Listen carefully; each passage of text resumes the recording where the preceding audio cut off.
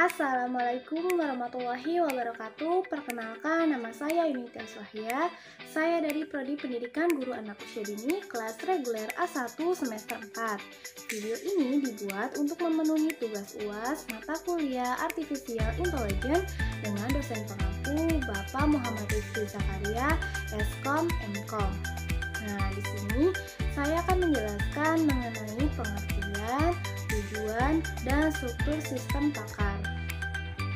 Untuk pengertian sistem pakar yaitu sistem yang berusaha mengadopsi pengetahuan manusia ke komputer agar komputer dapat menyelesaikan masalah seperti yang biasa dilakukan oleh para ahli, dan sistem pakar yang baik dirancang agar dapat menyelesaikan suatu permasalahan tertentu dengan meniru kerja dari para ahli. Sistem pakar pertama kali dikembangkan oleh komunitas AI pada pertengahan tahun 1960. Sistem pakar yang muncul pertama kali adalah General Purpose Problem Solver atau disingkat menjadi GPS, yang dikembangkan oleh Newell dan Simon Turban 1995. Selanjutnya, tujuan sistem pakar. Sistem pakar atau expert system sendiri merupakan paket perangkat lunak atau paket program komputer yang ditunjukkan sebagai penyedia nasihat dan sarana bantu dalam memecahkan masalah di bidang-bidang spesialis tertentu seperti sains, perkayasaan, matematika, kedokteran, pendidikan, dan sebagainya. Sistem pakar merupakan subset dari artificial intelligence. Pada dasarnya, sistem pakar diterapkan untuk mendukung aktivitas pemecahan masalah. Beberapa aktivitas pemecahan masalah yang dimaksud seperti yang pertama, interpretasi, yaitu membuat kesimpulan atau deskripsi dari sekumpulan data mentah, pengambilan keputusan dari hasil observasi, termasuk pengenalan ucapan, analisis citra, interpretasi, sinyal, dan lain-lain. Yang kedua, prediksi, memproyeksikan akibat-akibat yang dimungkinkan dari situasi-situasi tertentu.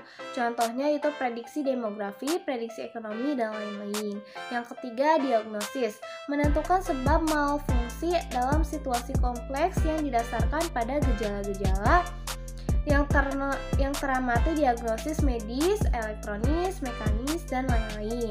Yang keempat, perancangan atau desain, menentukan konfigurasi komponen-komponen sistem yang cocok dengan tujuan-tujuan kinerja tertentu yang memenuhi kendala-kendala tertentu. Contohnya perencanaan layout sirkuit atau bangunan. Yang kelima, perencanaan, merencanakan serangkaian tindakan yang akan dapat mencapai sejumlah tujuan dengan kondisi awal tertentu. Contohnya perencanaan keuangan, militer, dan lain-lain. Yang keenam, monitoring, membandingkan hasil pengamatan dengan kondisi yang diharapkan. Contohnya computer aided monitoring system. Yang ketujuh, debugging, menentukan dan menginterpretasikan cara-cara untuk mengatasi malfungsi. Contohnya memberikan resep obat terhadap kegagalan. Yang kedelapan, instruksi, mendeteksi dan mengoreksi defisiensi dalam pemahaman domain subjek. Contohnya melakukan instruksi untuk diagnosis dan debugging. Yang kesembilan, kontrol, mengatur tingkah laku suatu environment yang kompleks. Contohnya melakukan kontrol terhadap interpretasi, prediksi, perbaikan, dan monitor. Selanjutnya, komponen-komponen yang terdapat dalam arsitektur atau struktur sistem pakar. Yang pertama, antarmuka pengguna atau user interface. Antarmuka merupakan mekanisme yang digunakan oleh pengguna dan sistem pakar untuk berkomunikasi. Antarmuka menerima informasi dari pemakaian dan mengubahnya ke dalam bentuk yang dapat diterima oleh sistem. Selain itu, antarmuka menerima dari sistem dan menyajikannya ke dalam bentuk yang dapat dimengerti oleh pemakai. Yang kedua, basis pengetahuan. Basis pengetahuan mengandung pengetahuan untuk pemahaman, formulasi, dan penyelesaian masalah. Yang ketiga, akuisisi pengetahuan atau knowledge acquisition. Akuisisi pengetahuan adalah akumulasi, transfer, dan transformasi keahlian dalam menyelesaikan masalah dari sumber pengetahuan ke dalam program komputer. Dalam tahap ini, knowledge engineer berusaha menyerap pengetahuan untuk selanjutnya ditransfer ke dalam basis pengetahuan. Pengetahuan diperoleh dari pakar, dilengkapi dengan buku, basis data, laporan penelitian, dan pengalaman pemakaian. Yang keempat yaitu mesin atau motor inference atau inference engine.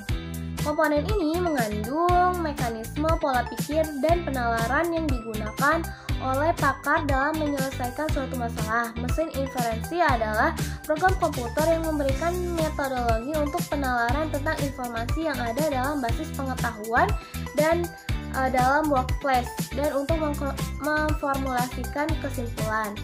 Yang kelima yaitu workspace atau backboard.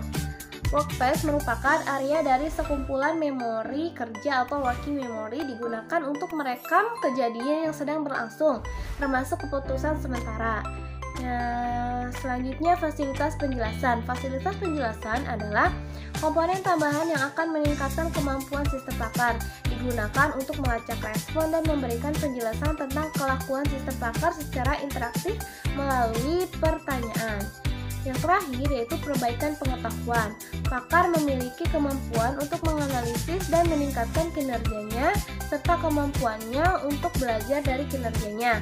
Kemampuan tersebut adalah penting dalam pembelajaran terkomputerisasi sehingga program akan mampu menganalisis penyebab kesuksesan dan kegagalan yang dialaminya dan juga mengevaluasi apakah pengetahuan-pengetahuan yang ada masih cocok untuk digunakan di masa mendatang. Teman-teman, penjelasan dari saya, kurang lebihnya saya mohon maaf. Wabillahi taufiq wal hidayah. Wassalamualaikum warahmatullahi wabarakatuh.